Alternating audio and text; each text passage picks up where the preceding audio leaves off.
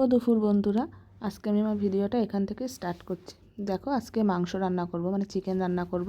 তাই সব কিছু গুছিয়ে নিয়েছি। নিয়ে মোটামুটি 11টা, 11:30, 15টা মতো বাজে আমি স্নান সেরে নিয়েছি। যেহেতু রাঁধতে রাঁধতে দুপুর হয়ে গেছে, সেই কারণে শুভ দুপুর বললাম।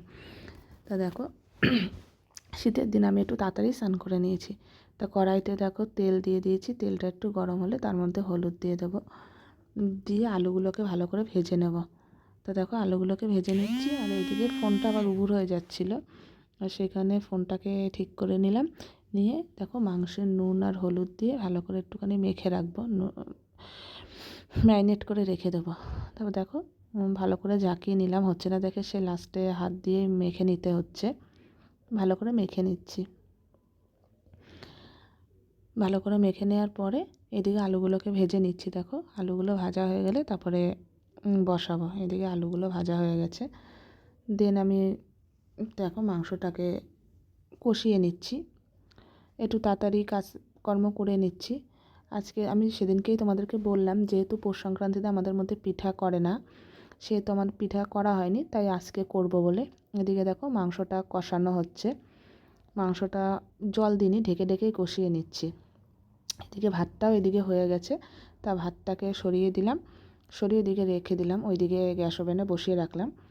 বসিয়ে তা দেখে নিচ্ছি যে মাংসটা কতটা কীরকম হয়েছে। তা দেখো, ঢেকে ঢেকে নাড়াচ্ছি আর কষাচ্ছি। দেন দেখো, আমি এসে দেখো আবার ধরে নিলাম, ওই কড়াইটাকে ধরে নিচ্ছি ভালো করে, না কড়াইটা না স্লিপ খাচ্ছে। মাংসটা হতে অনেকটা টাইম লাগছে, যেহেতু একটু কষা কষাই করব, তাই ঢেকে ঢেকে একটু কষিয়ে নিচ্ছি। আর একটু জল দেবো না সেরকম। তারপরে দেখো, মাংসটা প্রায় রেডি হয়ে আসছে। এই দেখো ফুটছে কীরকম, ফুটে আসলে মানে মোটামুটি হয়ে গেলে নামিয়ে নেব। নিয়ে দুপুরে লাঞ্চ সেরে নিলাম। সেই নিয়ে আমি আর মা একটু বদরে গেছিলাম, একটু বদরে একটু দরকার ছিল। তো দেখো, আমি আর মা হেঁটে যাচ্ছি, কোনো রাস্তায় কোনো টোটো পাইনি, হেঁটে হেঁটে যেতে হচ্ছে। মাকে আমি বলছি আমার পাটা ব্যথা করছে।